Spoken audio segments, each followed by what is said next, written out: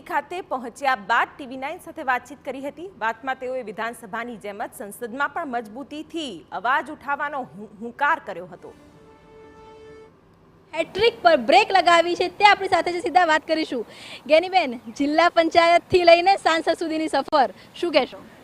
તાલુકા પંચાયત, જિલ્લા પંચાયત, વિધાનસભા અને લોકસભા એટલે મારા 28 વર્ષના જાહેર જીવનમાં સ્ટેપ બાય સ્ટેપ લોકોની સેવા કરી, પાર્ટીના આગેવાનોનો વિશ્વાસ કેળવ્યો, પ્રજાનો વિશ્વાસ કેળવ્યો અને ઝીરો ગ્રાઉન્ડ ઉપર સરકારની જે યોજનાઓ હોય તો બરોબર જ છે, પણ જનભાગીદારીથી પણ અમે ઘણા બધા કામો કરેલા છે। સમૂહ લગ્ન હોય, મહિલાઓનું એજ્યુકેશન હોય, ક્યાંક મહિલા ઉપરના અત્યાચારો થયા હોય તો એને ન્યાય અપાવવા માટેનું કામ કર્યું હોય, કોઈ કિસાનો ખેડૂતો માટેની જે વાત હોય તો સિંચાઈ માટેનું પાણી હોય, આ તમામ બાબતો ઉપર ઝીરો ગ્રાઉન્ડ ઉપર છેલ્લા 28 વર્ષમાં એક ન્યાયના હિતમાં લડવા માટેનો જે મારા પોતાનો કાયમી વિચાર રહ્યો છે એ વિચારના ભાગરૂપે બનાસકાંઠાની જનતાએ આશીર્વાદ આપ્યા છે। હું કહી શકાય કે બનાસની દીકરી જ્યારે દિલ્હી પહોંચ્યા છે તો સંસદમાં એવા કયા પ્રશ્નો છે કે જેને હવે ઉપાડવામાં આવશે? કેમ કે ગેનીબેનને અમે વિધાનસભામાં પણ હંમેશા સીધા સવાલ કરતા જોયા હતા, આક્રમકતા જોઈ હતી, એ આક્રમકતા દિલ્હી તેમાં દેખાશે કે નહીં?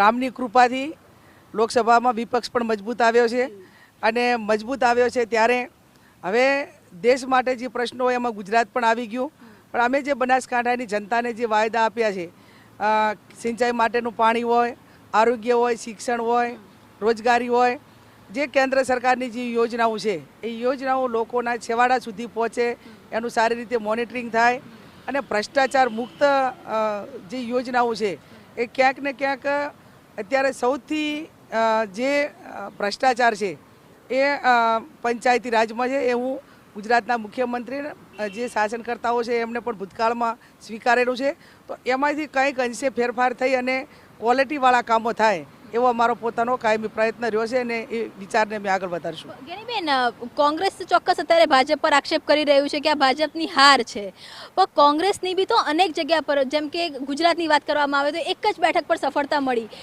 કોંગ્રેસે પણ હવે ક્યાંક ને ક્યાંક મંથન કરવાની જરૂર છે, જે પ્રમાણનો જનમત છે, જનાદેશ છે।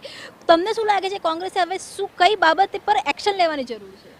ગુજરાતમાં કોંગ્રેસ ખૂબ સારી રીતે લડી છે। પાટણ હોય, આણંદ હોય, બનાસકાંઠા હોય અને ઘણી બધી સીટો ઉપર કોંગ્રેસના આગેવાનો એકજૂટ થઈને લડ્યા।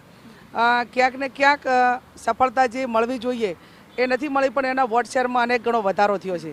રામે કોંગ્રેસ પાર્ટીને આશીર્વાદ આપ્યા, આંકડો 100 પર ક્રોસ ના થઈ શક્યો, ક્યાં લાગ્યું કે ક્યાં મહેનત કરવાની કચાશ ક્યાં રહી ગઈ?